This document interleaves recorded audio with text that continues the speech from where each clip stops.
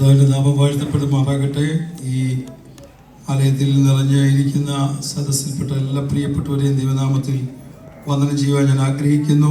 ഈ ബഹറിലുള്ള പ്രാർത്ഥനാ ധ്വനി ചാപ്റ്ററിൻ്റെ ചെയർമാനായി ഈ വർഷം ശുശ്രൂഷ നിർവഹിക്കുന്ന ബഹുമാന്യ ദേവദാസൻ ജെയ്സൺ കുഴിവിള, ഇവിടെ MC ആയിട്ട് നമ്മളെ വളരെ ത്രില്ലടിപ്പിച്ചുകൊണ്ടിരിക്കുന്ന പ്രിയ യാക്കോബ് അങ്കിൾ, പിന്നെ ഇതിൻ്റെ പ്രവർത്തകരായ പ്രിയപ്പെട്ടവർ.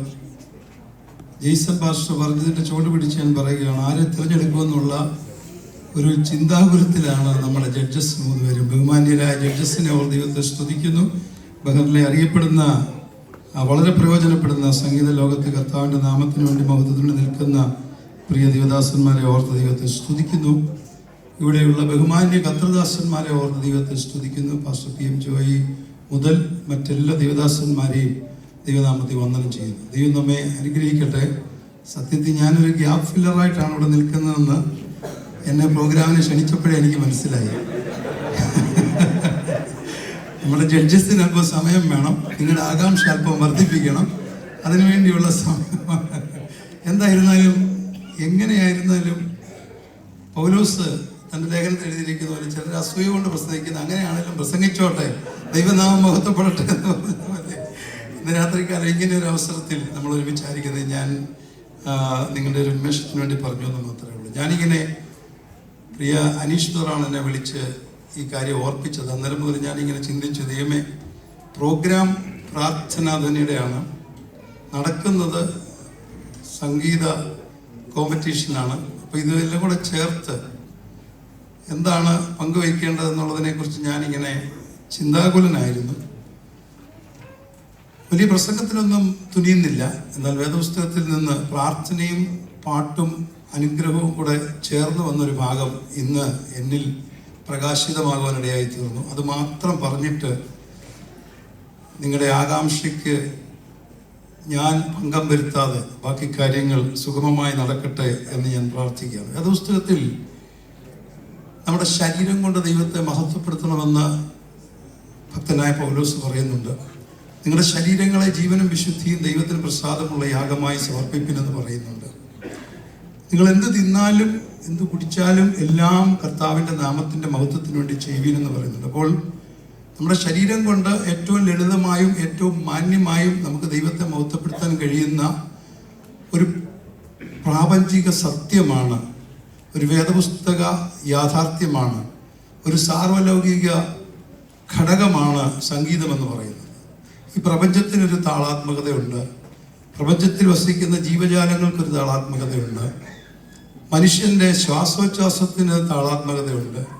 അതിൻ്റെ താളത്തിനകത്ത് വരുന്ന വേരിയേഷന് നോക്കിയാണ് ഹൃദയത്തിൻ്റെ ആരോഗ്യം നിർണ്ണയിക്കുന്നത്. അപ്പം എല്ലായിടത്തും താളത്തിനൊരു പ്രസക്തിയുണ്ട്. താളം തെറ്റിയാൽ നമ്മളതിനെ വിളിക്കുന്ന പേരാണ്,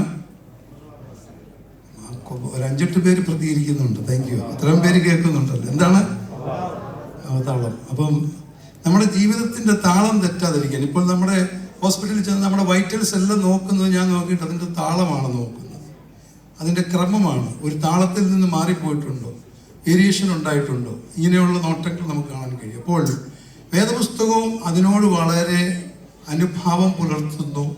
നമ്മുടെ ജീവിതം ദൈവത്തോടുള്ള ബന്ധത്തിൽ താളാത്മകമായി മുൻപോട്ട് പോകണം എന്ന് ദൈവം ആഗ്രഹിക്കുന്നു. നമ്മുടെ ഓരോരുത്തരുടെയും ജീവിതത്തിന് ഓരോ രാഗമുണ്ടെന്ന് ഞാൻ ചിന്തിക്കാറുണ്ട്. താളം മാത്രമല്ല, ഓരോ രാഗമുണ്ട്. പാട്ടിനല്ല, നമ്മുടെ ജീവിതത്തിന് ദൈവം ഒരു രാഗം വെച്ചിട്ടുണ്ട്. അതിൻ്റെ ആസ്വാദ്യതയാണ് മറ്റുള്ളവരുമായി നമ്മെ ബന്ധിപ്പിച്ച് നിർത്തുന്ന ഏറ്റവും പ്രധാനപ്പെട്ട ഘടകം. കർത്താവിന് വേണ്ടി നമ്മുടെ ജീവിതം മഹത്വപൂർണ്ണമായി തീരാൻ സംഗീതത്തിലൂടെ നമുക്ക് കർത്താവിനെ സ്നേഹിക്കാൻ, കർത്താവിനോട് പ്രതികരിക്കാൻ ദൈവം നമുക്ക് തരുന്ന എല്ലാ അവസരങ്ങളെ ഓർത്ത് ഞാൻ ദൈവത്തെ സ്തുതിക്കുന്നു. ഇവിടെ അതിനുവേണ്ടി മുൻകൈ എടുക്കുന്ന പ്രാർത്ഥനാ ധ്വനി, എഴുത്തുപുര, ഹലോ ഹോപ്പ്, അങ്ങനെ ICPF ഇങ്ങനെ തുടങ്ങിയ പൊതുസംഘടനകൾ, BMCC, MEPC ഒക്കെ പല നിലകളിൽ അതിനുവേണ്ടി പരിശ്രമിക്കാറുണ്ട്. എനിക്ക് തോന്നുന്നു ഇവിടെയുള്ള ഈ പൊതുവായിട്ടുള്ള പ്രവർത്തനങ്ങളിലൊക്കെ തന്നെ വളരെ മുൻകൈ എടുത്ത് ഈ പാട്ടിന് പ്രാധാന്യം നൽകുകയും പ്രോത്സാഹിപ്പിക്കുകയും ചെയ്യുന്നുണ്ട്.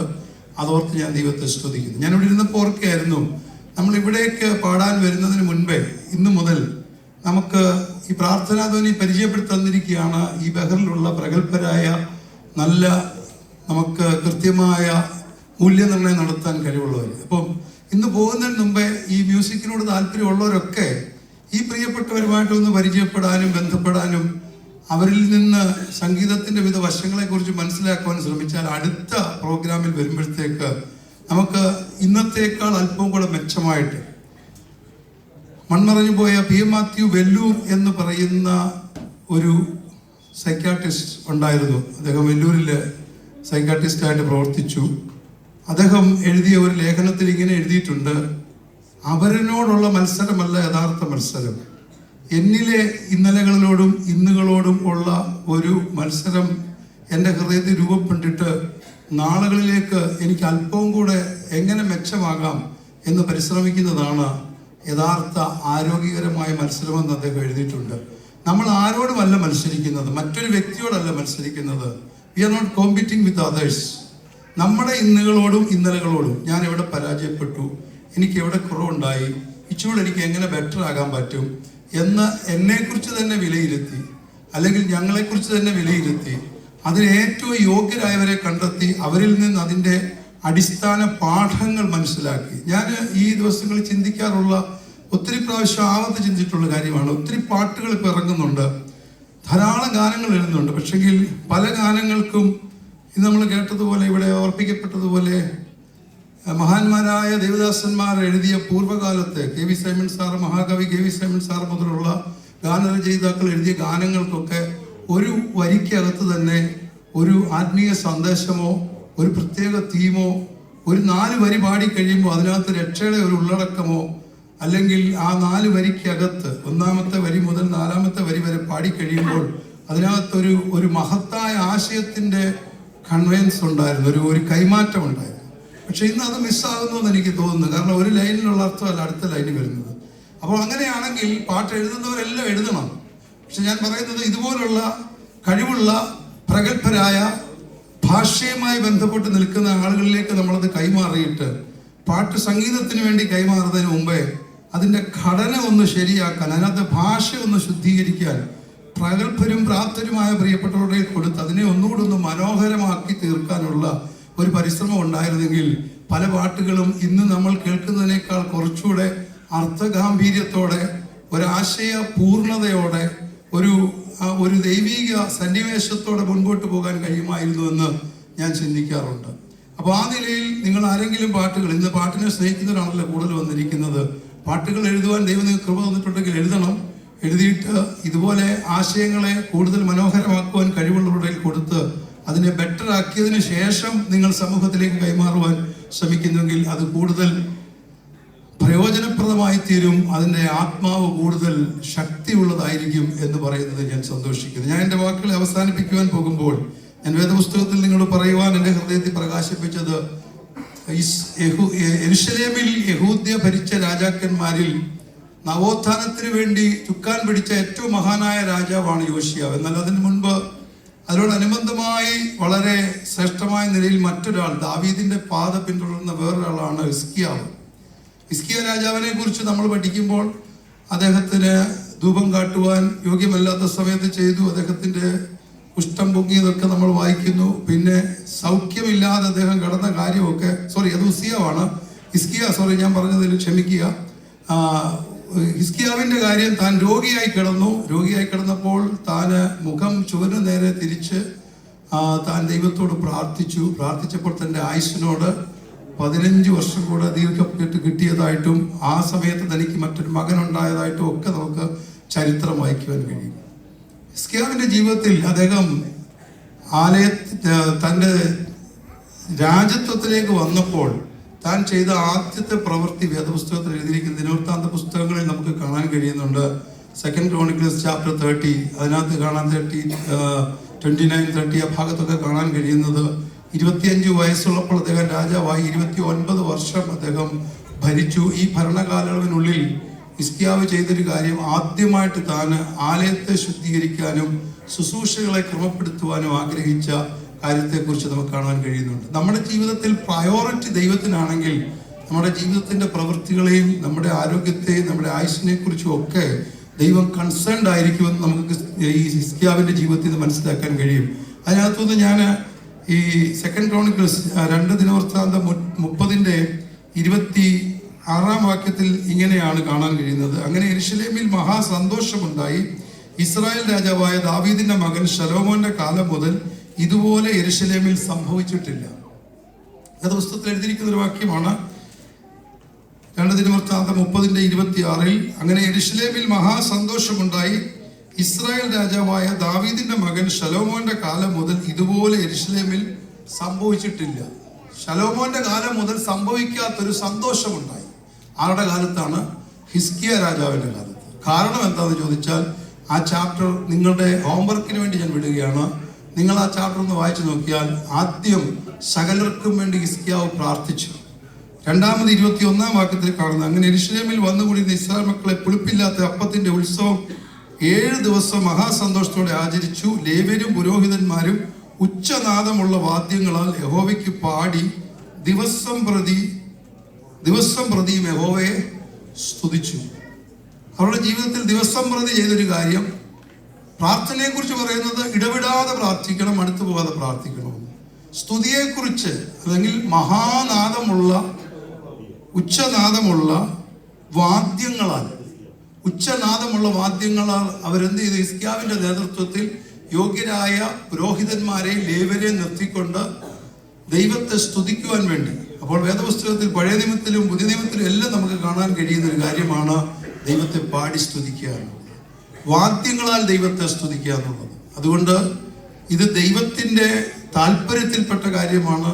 സ്വർഗത്തിൽ വാദ്യഘോഷത്തോടെയുള്ള ഗാനമുണ്ടായിരുന്നത് നമുക്ക് ലൂസിഫറിനോടുള്ള ബന്ധത്തിൽ പഠിക്കുമ്പോഴറിയാം. ദൂതസഞ്ചയത്തെ തന്നെ പാടുവാൻ ദൈവം നിയോഗിച്ചിരുന്നതായിട്ട് നമുക്ക് വേദപുസ്തകത്തിൽ കാണാൻ കഴിയാം.